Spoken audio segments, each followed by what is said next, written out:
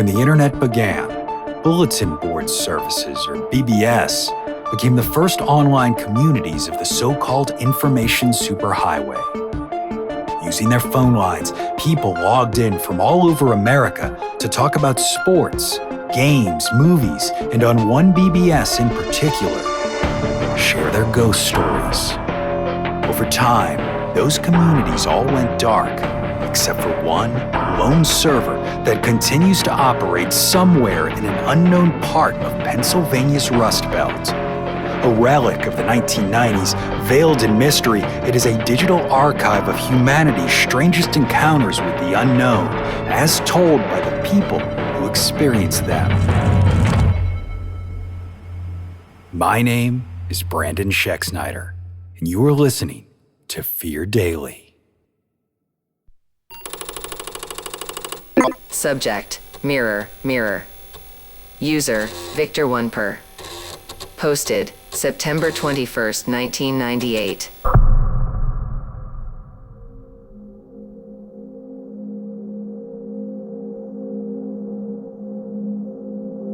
I bought the mirror on a whim from one of those hole-in-the-wall thrift stores that smell like dust and regret. It was in the back, leaning against the wall, framed in dull brass, its surface a little warped around the edges. I don't know why I wanted it. It wasn't particularly nice, but something about it caught my eye, and before I could second-guess it, I was handing over $5 and bickering with my sister over how this thing was going to fit in the backseat of my car. That was my first mistake.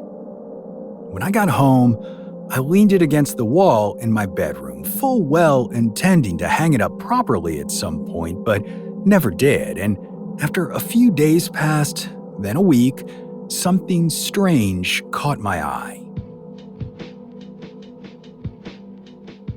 At first, it was subtle things. One night while I was brushing my teeth, I saw my reflection doing the exact same thing, same motion, same rhythm, except it was holding a cigarette. Look, I don't smoke, and even if I did, why I would be doing this while brushing my teeth still evades me. But sure enough, there it was, my reflection with a cigarette pinched between two fingers, the ember burning softly in the mirror's glow. Honestly, it took a second for the absurdity of it to set in, but once it did, I froze, toothpaste foaming at the corners of my mouth. But with a blink of an eye, it was gone. The image in front of me was once again identical to the reality I was in. I spat the toothpaste out into the sink and rinsed my mouth as I processed what just happened, forcing a laugh in order to convince myself this was just a trick of the mind. But I wasn't laughing for long because that was not the last time I'd experienced it. The following morning, I caught my reflection checking a watch I didn't own. My wrist was bare, but in the mirror, a heavy silver timepiece gleamed under the bedroom light. The mirrored version of my hand, or his hand, turned the dial slightly, adjusting the time. Now, I felt real unease in my stomach, but I didn't freeze like the night before. Instead, I tested it. Raised my right hand, then my left. The reflection followed perfectly in sync. I turned away, looked again. Normal, in sync. It was nothing, had to be. That's what I told myself. Over the next few weeks, I tried to ignore it, but the mirror, it watched. It was always there, catching my movements out of the corner of my eye, and sometimes when I glanced too quickly, I could swear I saw something I wasn't supposed to. My reflection wearing a shirt I hadn't put on yet, a cut on my chin I didn't remember getting. Small things, seemingly harmless things. Until one morning when I raised my hand and my reflection didn't move at all. stood there, staring. I turned my head and it stayed still. A cold, crawling sensation spread up my spine. My breath hitched. And then, slowly, too slowly, my reflection smiled. And it was not my smile. It was something wider, hungrier, almost fiendish. Then, in an instant, it snapped back to normal, moving with me again like nothing had happened. In that moment, I should have smashed the damn thing. I should have dragged it to the curb and left it for the trash, but I didn't. Because, if I'm honest, some sick part of me, some small, broken masochist inside, wanted to see what would happen next. That night, I woke up to movement. A soft shuffle, a creak of the floorboards. I held my breath. The room was dark, but the mirror caught a sliver of streetlight from the window, and in that dim glow, someone was standing inside it. Not reflected, inside. It was a man who looked exactly like me, but wasn't, and he stood with his back slightly turned, like he'd just stepped forward through the glass. I couldn't move, couldn't breathe, and slowly he raised a hand and rested it against the mirror. A sharp pressure immediately began to build in my chest. The air in the room felt thick, humming with something I didn't understand. Then, one step at a time, he started to come through. I don't remember what happened next, but when I woke up, the room was quiet and the mirror was empty. I sat up slowly, my sheets were damp with sweat. My hands were shaking. I swallowed hard, forcing myself to stand, and stumbled to the bathroom. And that's when I saw it, the butt of a cigarette floating in the toilet.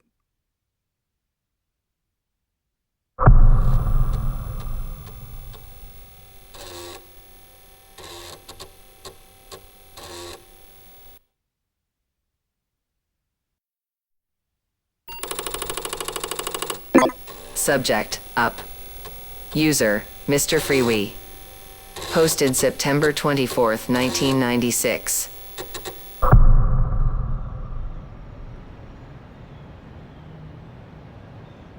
If I'd grown up in the 80s when video games were a thing, I'd have been an inside kid, which would have been great. But instead, I was forced to spend most of my days outside of the house, where I got my ass kicked a lot by guys like Mike Spinks and Johnny Buffaro. They didn't have any reason to do it. They didn't need one. They were just sociopaths who hadn't gotten old enough to be sentenced as adults. God may not have made me tough, but he made me crafty, so I learned to stick to the back alleys during the day, getting from one part of town to another with minimal exposure and thus minimal beating. The summer my mom took a second job working as a legal assistant over in Page, I switched from alley walking to just straight up not going out while the sun was up. Nighttime had its own dangers, but guys like Mike and Johnny were usually busy picking fights at bonfires south of town, so I could walk around on my own without worrying. Night became comfortable for me, something that's still true today. It fits then that the strangest thing that has ever happened to me happened in the full light of day. It was the 16th of July, 1976, and I was 12 years old. When Mom was working for the law office, she was usually there till 6. Then it was a half-hour drive home from Page, so on those days, I could comfortably lounge in the house till 6:15 at least. At that point, I'd head out into the back alley and pretend I was coming home at the same time. Christ knows where she thought I was going, though I suspect she didn't much care one way or the other. parenting was different in the 70s. On this day, though, I made a mistake. The night before, I'd found a few empty returnable soda bottles, and I thought I'd take them back to Piggly Wiggly for the deposit so I could buy a Coke. The heat hit me as soon as I stepped out onto the porch. It had to be 90 degrees at least. I remember hooking left out of my driveway and heading straight into the alley that ran north up Pembroke Street, then taking my usual route the rest of the way to the Piggly. Mom usually did the grocery shopping on her own, so visiting the supermarket was a rare thing for me, and every time it was like entering some kind of church. I would soak in the high ceilings and shining white and red tile floors, inhaling that unique mixture of cigarette smoke and musty swamp cooler. We weren't exactly a deprived household, but we were poor enough that I found the abundance of food and sundries on the supermarket shelves comforting. On this day, though, I remember being particularly transfixed by a display of Pyrex decanters stacked in a gleaming pyramid that caught the fluorescent light just so. It was so clean and perfect, it could have been an altar. In fact, it was so distracting, I didn't notice who was working at the first till, and it wasn't until a bright voice called out, "Hey Mike, look, it's Fat Boy." I snapped back to reality. Ronnie Chapman, the most beautiful girl in town, was behind the till. She was slender and tall, a golden cross on a fine chain around her neck. To look at her, you'd think she was one of God's angels set loose on earth, but the truth of it was, she was the second most cruel, sadistic person I knew. The first was her boyfriend, Mike Spinks, who, at that moment, stepped out from behind a magazine rack and fixed me with a grin I knew all too well. It said, "This is going to be the best part of my day and the worst part of yours." "Hey there, fat boy, looking for a candy bar or three?" Ronnie just laughed. I didn't bother responding. I just dropped the bag of bottles I'd been carrying and ran for it, dimly aware of the smashing sound they made as they hit the ground. Fat I may have been, but I could move, and I pumped my arms and legs as hard as I could, dashing across the baking asphalt. Behind me, I heard the Piggly Wiggly's doors burst open and Mike's voice calling out, "Get back here, shithead." There was no point in looking back. If he was going to catch me, I didn't want to know until it happened. I kept running, my breath racked in my chest, to the mouth of the first alley I saw. This was my home turf, and I started taking random lefts and rights, trying to throw Mike off. After maybe half an hour of this, I ran out of gas a block away from my house and promptly threw up. I'd never run that fast or that far in my life, and all of a sudden I was feeling it. My chest burned, my feet ached, and worst of all, I was embarrassed. Not at being chased by Mike, that was as much an act of God as getting caught in a flash flood, but by forgetting that it was a Friday, which I knew was a day that Ronnie worked. Deflated, sweaty, and without my Coke, I stepped out of the alley toward the house. Our street was quiet except for a soft breeze and the buzz of cicadas. It was a nice day in spite of it all, and my cramping muscles began to relax. Another embarrassing mistake because I never saw the punch coming. All I knew at first was that something had hit the side of my face like a freight train. Then I heard a snapping in my cheek and hit the ground hard. Tears made the world go blurry, the bloody ground in front of me swimming. I raised my head enough to see the feet in front of me, white sneakers, blue jeans, the attire of one Mike Spinks. "You think I don't know where you live, fatty? I know exactly where you live, where that fat-ass mom of yours lives." I saw one of the sneakers pull back briefly before it launched forward to kick me in my side, heel first. My ribs crunched and the most intense pain I'd ever known flashed through my body. I couldn't breathe. Mike could breathe just fine, though, and let out a hyena's laugh. Did I just break your ribs, Chubbs? Here I thought all that lard would protect you. Too bad. You're not even good at being fat, huh? Maybe I should just put you out of your misery. What do you think, Lardo? You think I should just beat your fat ass to death right here in the street? Ronnie would like that. She really goes for it when I bash assholes like you. I didn't care what Ronnie did or didn't like. Just wheezing out my breath took all the effort I had, and it was barely enough.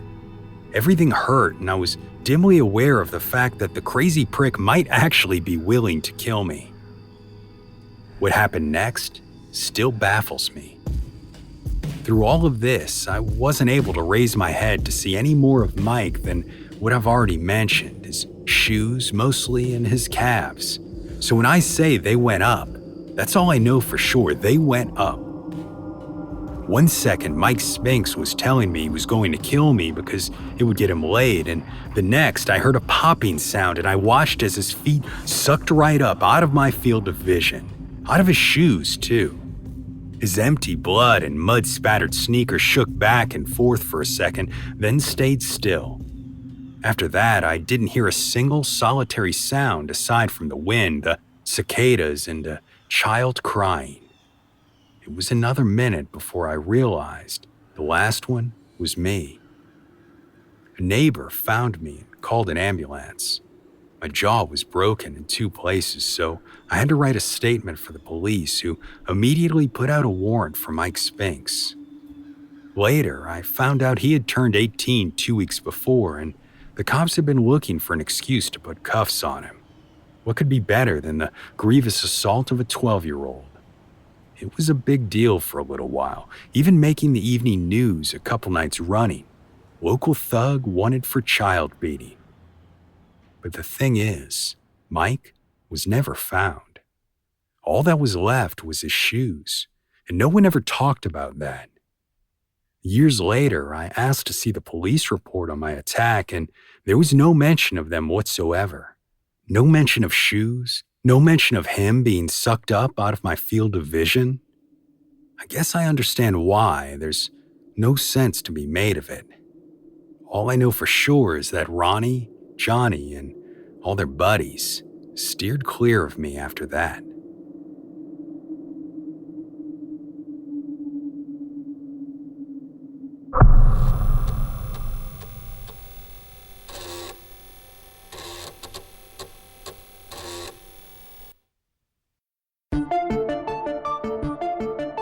Fear Daily is an independent podcast hosted by Brandon Schexnayder and written by Brennan Storr, with Joanna Smith serving as the consulting editor, audio production by Rachel Boyd, and sound design by Southern Gothic Media.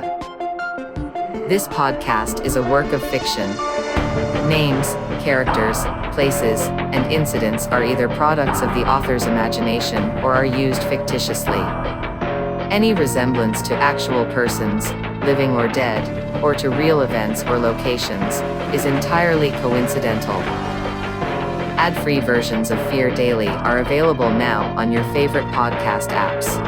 For more information, visit feardaily.com. But move fast, before the server goes offline.